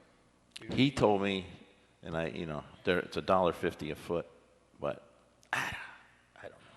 So that would be like $250 for a 160-foot boat, something like that. I think that's a little low. Yeah, I think too. It might be. It's a lot low, specifically being that how many of these docks exist on the river? How many people do they bring on the boat? Well, he has a lot of people. He has 500 to 600 on these boats, but he wouldn't bring them all to Marlborough. He wouldn't bring them all to Marlborough, I understand that. Right. But I just think that we need to have a really solid number on what it's going to cost to maintain this pier. And I'm just knowing the river and the water, and I haven't been a boat owner all my life, but I've known a bunch of them. Nothing is cheap that is on or in the water. It's just not. So we need like a harbor manager or somebody who knows exactly. But with this situation, would the board agree that we really have to find out more details about you know, what we're giving up for the 2 fenders for the boat to actually dock in there. And then, I don't know if the board would agree with me, I think there has to be some kind of legal document that we both, this Jack gentleman and the town agree on. So, would you agree that we should start that negotiation right away? And I would say this, I understand that Captain Jack, is that his name, Captain Jack? Jack Bevins, yeah. Okay, I so don't know we'll if call he's him Captain captain or Jack. not. I think, you know, he wants to start in September. I honestly, I like his motivation, but I don't see the reality in that. I really don't. I mean, to even get those pylons in, can they push piles? Remember there was a limit? I'd have to go back. to the Our file. permits, we're okay permit-wise, we so checked them. permit-wise, we'd be okay with that. maybe but, okay with the permit-wise. So it'd fall underneath our permit, I guess, but. And I Randy mean, says he can do it. We're 2 weeks into September. You know, look, I like the idea of these ships coming, and that was the onus of this project. Well, that was the one big major part of this project. But let's not rush into something that we're gonna regret. Right. There's not gonna be another pier built on that river by next year, so we're gonna remain on their radar. I don't wanna discourage anything, but I really would like to see the town set itself up properly for the future and not look at a decision we made with regret in a year from now or 2 years from now. And I agree with that. So what I'm kind of asking is, would you and myself talk to, or Howard and you, talk to Jack and set some kind of arrangement up, and then also we would have to get legal involved, and who's going to pay for the legal. So there's a lot of things that, you know, it sounds great, you know, what they want to do, put those in, those 6 or 3 dolphins or whatever to for the big boat that Jack has, but we really have to look into it. So maybe the dialogue, would you like to join with Councilman Baker, Allen, and start that dialogue with Jack, and then further encourage it that we have to have a formal document if everybody agrees, and the lawyers and stuff like that? I'm motivated to have ships come in there, 100%. Well, I understand what you're saying. I have a lot of concerns, you know. We just really need to think this. Yeah, you got to think it through, and it's, you know, like you said, it's the honeymoon, it's all done, and it's beautiful, but now what do we do? Like, now what do we do? Yeah. You know, and there's a lot of things, you know, that we really have to get it together, just like we did with the Tomvac building and the pavilion and the train station, about people going on there, having weddings. I mean, there's a lot of things we have to think about at that pier. Well, I propose, I'm trying to get a hold of Brandy to see how much she's been involved in these discussions, but I propose we try to get a meeting together with her and Randy King, the guy from Arbin, who claims he's talked to Jack Bevins, and you and me, Alan, and whoever else wants to join in, and get a call together and see. Brandy, definitely, yeah. I just think, I agree with Alan 110%. I mean, this sounds great on the surface, but it's a knee-jerk reaction to something that's nice and shiny and new. And we're all in favor of these boats coming in here and doing these tours, but we literally just cut the tape 3 days ago. So for us to jump in and say, oh yeah, we're gonna give you a lifetime subscription to docking on our pier for putting in 3 bumpers, I mean, I just think that's a knee-jerk reaction because we want to get something done very quickly. And I think in the long run, if we don't do our due diligence, I think we're gonna regret it. I'm not saying it's not a good suggestion and it's a good deal for us, but I think, like Alan said, we have to sit down and see what really are port fees. What could we actually charge? And secondly, who is going to oversee all this port fees and the docking and the recording and the budgeting? And did we get CSX to say that there's not going to be a train stop there? And when they stop for their tour, what if the CSX train is stopped there again? There's so many variables that have to be figured out before we get to that point. I just think we're putting the cart before the horse. Well, can we at least... And I think you should have a conversation, 100%. And I think if any legal gets involved, I think they should pay for it. That's why I brought it up, Scott. So I agree with Alan. I wholeheartedly agree with Councilman Baker that we should have that dialogue with Titanbaum and with Randy King to first start the dialogue to see actually if that is doable, and then move on. Right. Yeah, I agree. I'm open for Yeah, dialogue. 100%. I Dialogue just doesn't don't hurt.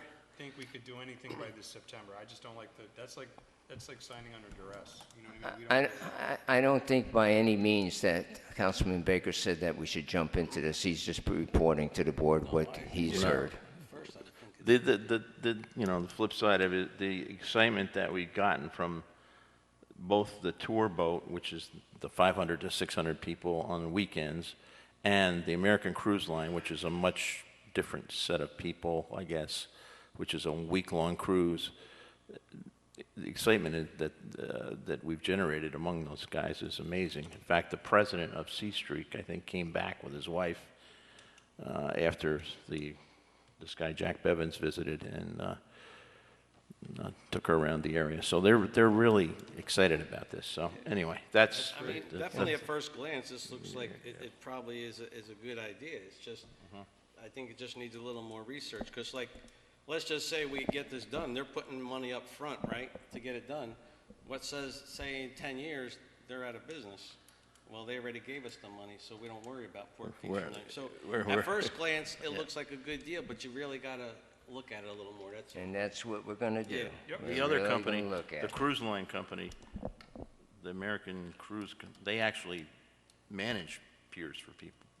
Yeah. They would. Well, that's another They thing. offered that too. They said, We well, we can definitely gotta management look for you. into that. Well, let's research all that. I mean, let's see if that's a benefit to us, Yeah. you know? So let's start off with talking to our engineer and Randy King and get that, once you set that meeting up, I got that, and I'm trying to, I'll get Okay. it together. and we'll move forward with that. Okay? Good. Yes, sir. Thank And you. then we could even talk about it even more during our workshop meeting at the next meeting. Because I agree with everybody, there's so much involved now that the South Piers can finally finish. We have to really look into it.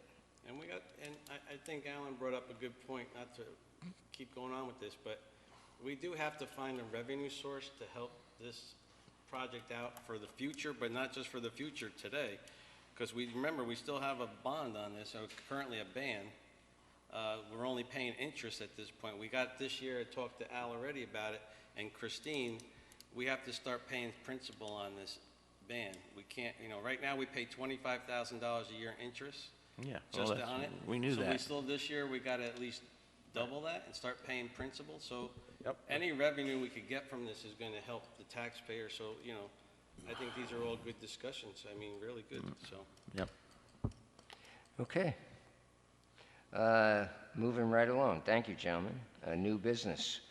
First of all, before I forget, because I do forget sometimes when we make amendments, I need a motion to accept the $900 for the upper ballparks at Cluett-Champ Park for the mixture for sand for the fields, and that was $900 from Catrone. I'll make the motion that we expend the $900 for the mix for the upper fields at Cluett-Chance and through our account with Control. I'll second it. All in favor? Aye. Aye. All right. Any Just- discussion? I stopped up there the other day. They already started working on that. Yeah. It really looks nice up there. Yeah, it does. So the $900 on, And they They've done got a $900 machine, work. he left a machine up there, if you guys see, there's a machine left up there, he's bringing another I saw one this it. weekend. Yeah. And he's gonna, because he needs another machine really for that second field. So that's where a lot of the dirt's gonna be going on, patching the first field and then that field, so. Yeah, I agree with Alan. The work that Mr. Bianco did on that field, on the south field, thanks to a $10,000 grant from the late Frank Scartados, that really improved that south field. And Gail Appler and his men did the north field, and that looks good. I'd just like to say also, too, I've been talking about the lighting up at those two fields, and I don't think we heard anything back from a guy from California who actually gave us some free lighting, and the soccer people actually bought the 35-foot poles that are down there. So, like I said in previous meetings, I took Councilman Koenig's advice and I searched around. And there's a place in Poughkeepsie that sells the lighting in their LED lightings, and also a place out in Wisconsin, the home of the Packers, who lost really bad the other day. They did a whole thing on the lighting for the 2 ballparks and for the soccer. Basically, the LED lighting and the engineering they did was quite remarkable. The price tag is quite high. It was around $80,000 for the lighting. So what I did was, as soon as I got that, I wrote to our representatives, Jacobson and Scoofus, to see if they could help us out with that. So that being said, I'm keeping up on this lighting thing, Tom, along with you, to make sure that that comes. Al, did they say the poles are long enough? They said the poles were good. That was one saving grace. They said the poles, 30 foot high, they would put some extensions on some of them. And matter of fact, what I'll do is I'll email their whole proposal to the board tomorrow. So this way you guys can look at it, and also you, Tom. So, moving on along, we talked about the Community Pride Day, which is the 25th, very exciting. And on new business, I wanted to talk about, to see what the board feels about a zoning change for Layton Properties. That's the 19.9 acres. It's zoned industrial. I met with Mr. Layton. They seem reputable. They want to build some high-end condos down at that dock. This is Dockside. Huh? Dockside. In Marlborough. Dockside project. So Layton's the new owner. We're not going to build on top of the piers. Layton's the new owner.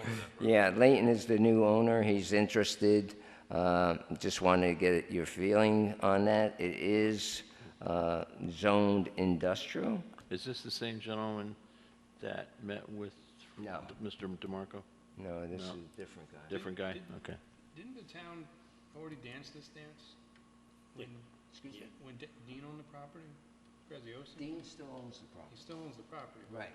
So what they're looking for is see what the board feels about zoning change, and there's other things that really they're concerned about.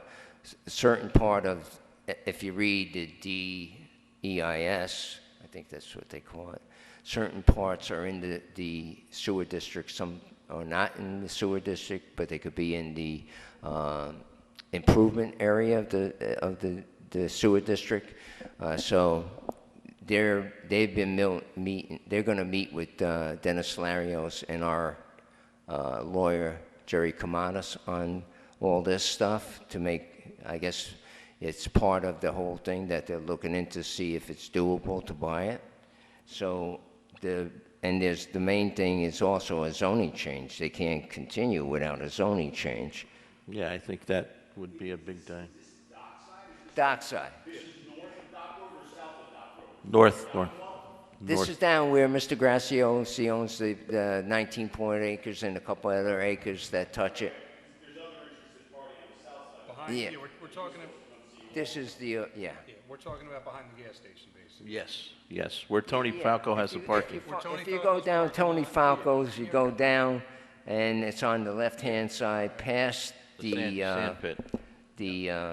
our facility. Wasn't it like a couple years before I got on the board? This was a hot potato for the town. It's always been a hot potato. But hasn't a lot of this, like a lot of the legal questions already been asked and answered? 'Cause But I remember there was a holdup because you didn't want to pay the sewer input. no, there's different people, different applicants who have been interested in it. And Ginsburg was the first ones that were interested in it back in 2006. And then the economy dropped, and then they've been trying to sell it, and they've been trying to sell it.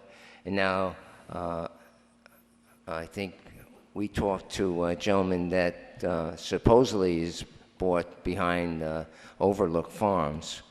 The guy from Long Island? Yep. Yes. Yeah, he was, And they backed out too. I think it's, I forget their names. They're a big player. They just built a high-end rentals in Newburgh. yeah, that's, So are they asking for a zoning change prior? No. What they're doing is they're looking and testing the waters, see how this board feels about doing a zoning change. If everything else falls into place, they will do a presentation to the board as normal, and then ask the board for consideration for doing a zoning change. Now, the zone, the industrial zone does hit on some of the property that they're buying that is R, I believe. So it wouldn't be spot zoning. Like Alan said, we've been here a million times, but they want to get, this new applicant wants a good feeling to see what the board thinks about high-end condos down at Dockside, which is in Marlborough, and it's called Dockside. well, in my opinion, we probably don't want industrial activity there, near that close, not close to the hamlet, so I think we should be considering a zoning change. What do you think, Tom? Yeah, I don't think it's a bad idea, because again, you're gonna also get an IVAC meeting for the individuals on the south side. Yeah, We're gonna be coming in for an extension, so my suggestion is then that that would be spot zoning if you didn't get across the street. So, but again, there's a couple projects that we're looking at happen down there, and I don't think it's a bad idea in my opinion. when you say the south side, you mean towards the rivers, down where it gets flat? No, south side towards Newburgh, south. I know, yeah, but south, any, The gas station that way? you're talking about west, talking about what? Oh, straight That whole strip, the strip Right down, north, they own some property down West Shore. the strip north of the stream. So, yeah, that all should be not industrial. I don't think any of that should be. Without the property you're questioning, he can't get R1 on that side. Right. Right, so I think I don't think we want industrial activity there, but that's just my I don't even know opinion. if you can have industrial activity there with that road How right far now. down is the Well, one right south side true. go, Tom? Does it go right to, Right to the railroad. right to, so that's where the old dump was? That's, I told him we have to look into that, and he starts. that's West That Shore was a Marine. dump for years. That's West Shore Marine's property. They actually asked about the dump, and there's no data from DEC or any, that dump was, I think when I was a kid, 8, 9 years old, that dump was there. Man, that's a long, long time ago. That's a long time ago. Yeah. So, So Yeah, the so- point of what I'm trying to say is, once you, I'm in favor of a zone change. I think it'd be great to have something there. Yeah. And high-end condos, and Layton seems to be a good builder, so I think Farrell was I the, don't have any Yeah. What problems. about the sewer capacity right now? With all these places? That's, like I That's all said, part that's of the the stuff building. that has to be talked about, because as you know, Bayside, if they do sell that, I think within 30 days, they have to give the town $100,000 for sewer. But there's a capacity there for them. Now, if Dockside comes in after Bayside, if anything happens to Bayside, we don't know yet because of the IDA debacle, then we'll have to look at that. But right now, they're looking, they're talking, they want to set up a meeting with Dennis Larios, the engineer for the water and sewer, and also legal with Comatas. Now, they'll pay for all that. yeah. It was my understanding that when the two projects were going at the same time, that the capacity for the sewer down there wouldn't be able to, it'd have to be larger. I think you're correct. We'd have to make, we'd have to And make additional plans. like I said, partial, that property, that 19-point-something acres is partially in the sewer district. Right. The rest is in an improvement district, so they would have to go through a lot of stuff to go down. I think previous administrations actually went through a draft environment assessment of the property, and also it was almost like Bayside, right? Bayside did a draft they didn't come to a conclusion. Then when we got Ron Blass involved, we had to go through the whole process again. We made it a final. We did the environmental study. That's what these people would have to do also. I mean, again, I'm with Howard, I'm open to this being changed, obviously, it's just, yeah, they gotta do their due diligence, and, I mean, you don't wanna just change something and then they don't do what they say they're gonna do, that's the thing, so. Perfect person. Well, if they're gonna do it, we wanna see that they're really gonna do it. Yeah, so, They'll do a presentation and do a contingency yeah. sale. They'll go into a contingency sale and presentation to you if you're open to it. And they'll go through the sale with the contingency that you guys approve. Well, I don't wanna see where we do a zone change and then they get their zone change and then they flip the property to someone else at a bigger price because now they got the zone change. Well, that could I happen. mean, and that could happen, obviously, with anybody, but But I would Well, say, then you don't know what you're getting. You think But you like what- this guy's a good guy and he's gonna build great things, but you don't know if that's the guy that's gonna end up really building, so. My opinion on that would, I think we'd want to change that zone regardless of, Yeah, I mean, industrial doesn't it fit that spot really anymore. doesn't fit industrial anymore. It was industrial at one point. It was a sandbank, but, But I would really like to see some input from our planning board and our planning board engineering about, Sure, before you move forward, about that Sure. road, because you're talking about I mean, maybe that- two wait a minute, projects down there now that's- going that's in. That's on their dime. Okay, They have to go I through understand DOT that, Al, and all but the that. bottom line is, we are representatives of the town, and guess who's gonna get yelled at when you can't get out of that road?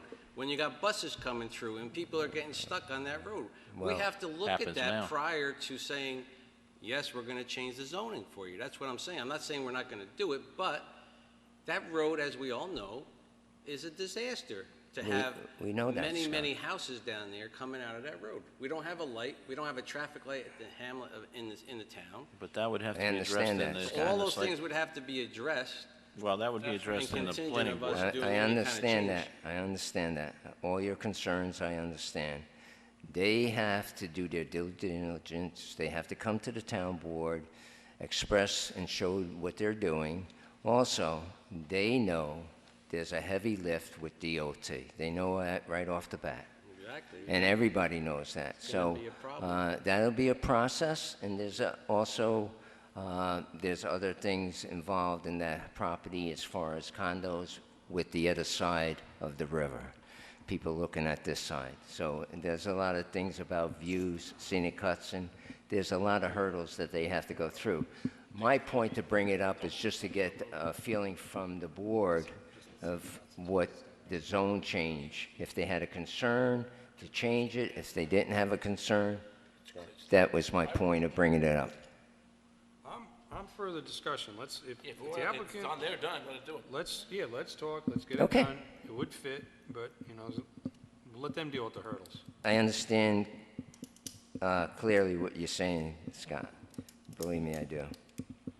There's a lot of stuff that they really have to work through. There's a lot of hurdles that You they're know, gonna have to and, work out. and the next thing is, they present to the town board, and then what I've always done is I set up a gateway meeting with Ulster County. They bring all the heavy players in, like DOT and everybody, and they'll let them know what has to be done. So let's see. Okay. Thank you very much for the conversation. Correspondence. This is from Danielle Cherubini. Town of Marlborough Town Board. The town purchased a subscription for Adobe Acrobat Standard DC early this year for the purpose of converting department forms to fileable PDFs. The completed PDFs are housed on our website. And in parentheses, she says, and locally on my workstation, most have been converted, and I have been working with some departments to convert others. This is great. It is work in progress and fun to learn this new software. In the town's clerk's office, we are noticing that many of our forms are being utilized. Overall, I'm confident that this will enable our tech-savvy residents and applicants to more easily and professionally fill out, sign, and submit important forms. And respectfully, Danielle Carabini, website administrator. Thank you for doing that, Danielle. What a great job. It's a great asset to that clerk's office. I asked her to kind of give us an update on all of the things she's done, so she Thank does you, a great Dan. job. You do too. So I did receive something from Division of the Budget. This is in regards to the ARPA, American Rescue Plan. What happened was the American Rescue Plan Act and the United States Department of the Treasury guidelines provided that any remaining funds from any non-responsive municipalities should be distributed among the responsive municipalities in sequence distribution. In New York State, very few municipalities were non-responsive, and such, your municipality will receive an additional allocation of $3,587.81. This will bring your total allocation to $882,356.33. So that's good news. I filled that out as soon as I got this, so that's why we're getting a little more extra money. Here we go. The Dukes. Marlborough Youth Football and Cheerleading. Dear Supervisor Lanzetta and town board members, my name is John Cashman. I represent Marlborough Youth Football and Cheerleading. We are the local youth football program that depends on donations and our continuous fundraising done throughout the year. In the past, we have used Tomvac Building to hold our annual community yard sale event, and we are looking to resume that fundraiser event this year. With that said, we would like to request the use of Tomvac Building on Saturday, October the 24th, 2021, to hold this event. We also request, if there is any fee associated with the use of this property, that the fee be waived for our nonprofit young youth program. I thank you in advance for your consideration, and that's John Cashman. I have no problem with this, gentlemen. Sounds good. Nope, sounds good. I'll make a motion that we waive the fee for that day and that we approve the use of the facility. Second. All in favor? Aye. So moved, thank you.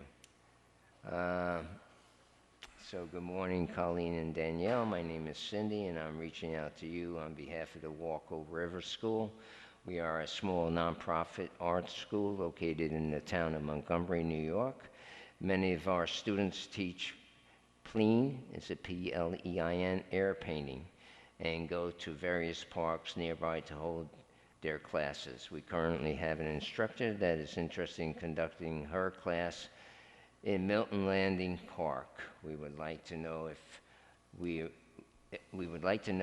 require a permit, or may our instructor and students just show up at the park. Class size is small, usually less than 10 people. So this is the Milton Landing Park. I don't have no problems. What did they do?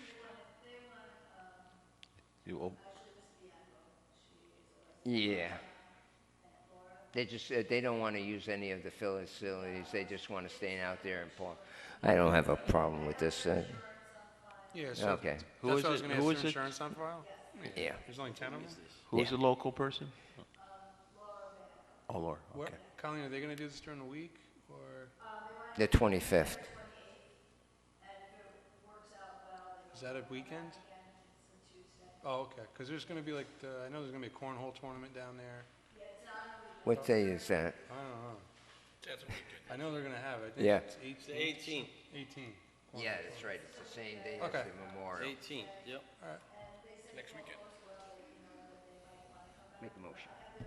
Yeah, I'll make a motion for that, to allow them to use the Milton Landing Park. Need a second? Ed second, all in favor? All right, so moved. Tell them to call Jerry's office if they get blocked down there. That, I mean, That would not be good. well, They probably want to go on they the probably want to backside. go in the, I know. you just warn them. Tell them not to get any paint in our new dock. Give them the dispatcher's phone number, right, Jerry? Yeah. Yeah, Give 79. it to the chief's phone number.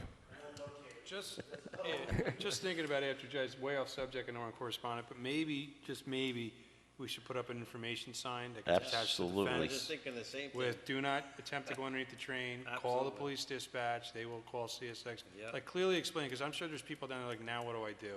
So let's give, I think it'd be a good idea if we put a sign up. Yep. Should have be it there. have a true I think there's value. supposed to be one Yeah. there. You want to do that, chief? Yep, Excellent. All right, Yeah. sounds good. That's Sounds good. perfect, yeah. good idea, Alan. I think, Appreciate it. No problem. Okay, so we voted on that, so they could go down there and do their painting. Any public comments? Mr. Corcoran? During highway superintendent launches, there was a question on the county roads. I reached out to the county executive meeting. They reached out to the county highway. They got back to me. The binder is down now. They're going to do the shoulders and paint it, and they will be doing top coat, but probably not till next year.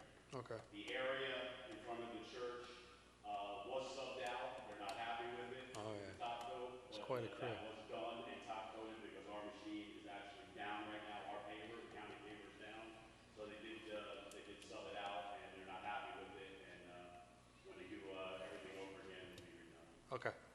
It's, to me, I just, like I said, this doesn't look like finished. That work. one corner, they said they subbed out, but they did it while they were reclaiming the rest of the county, Yes. county road. Yes. And they did it prior to that, so they said it got all chewed up and they're not happy. But Okay. again, it wasn't them, they subbed it out with our machines down in the county. But they will be, next week the shoulders, then they're gonna paint it, and next year they're gonna top coat everything. And at that Excellent. time, they'll do the repair. is that for Western Avenue too, I really, probably? No, that's on Latin Town. But they did Western Avenue down this year too. Are they gonna top coat that next year or this year? Or did they already? I don't know. I didn't, They haven't painted, they haven't painted it They yet. though. actually painted it. Did they paint it? Did they? Okay. and the reason, really the reason I brought it up when John was up here, because I want people to know, like, if this does make the newspaper, people are watching that, that's not John's. Absolutely. You know what I mean? See on my Facebook that I can only imagine. website, I made the highway department website. Yeah, Because I got tremendous amount of phone calls about the road. yeah. And I, I was away last week and my phone was going ding, ding. yeah. And it's weird, it's been a weird phenomenon with social media. People who really don't know what they're talking about actually make comments like they do know what they're talking about. Gee, you think so? Jeez. Okay. They gotta sign up for the information alerts. Would and you they'll like get all up the to come up to the podium, please, and state your name? That's true. They all know it. Hi, Paul Ellis, Graham 2 Ridgeview Lane in Marlborough. I just had two things that were in my head from what you folks did tonight. One, I guess, Chief, I think it's about the training that you're talking about. If that came down via executive order from the governor, did the governor provide any funding from the state to do that? Then it No. becomes an unfunded mandate, and the state should pick up some of the costs for that. If they're going to mandate things, then they should come up with a way to pay for it instead of dumping it, no offense, on the local government. That's one. And the other thing I just want to mention about when you talked about the website for the town that people should access, maybe for Community Day, print up a flyer and say, if you want information about these events, you should log into or register on this site. We have it. It's actually gonna go out to the school Okay. district and all Good. that through that. Yep. Maybe have some copies at the Community Day too. 'Cause Yep. Okay. Thank you, folks. Thank you. Thank you. Good idea. Okay, any other public comments? No resolutions today. I need item 16. Dun, dun, dun. 16. There's one more thing I'd like to bring up. Just a matter of conversation, shouldn't take too long, I hope. Wondering if I can get a second for a motion to adjourn? I'll give you that second. Thank you, Eddie. All in favor? So moved. Thank you, gentlemen. Thank you.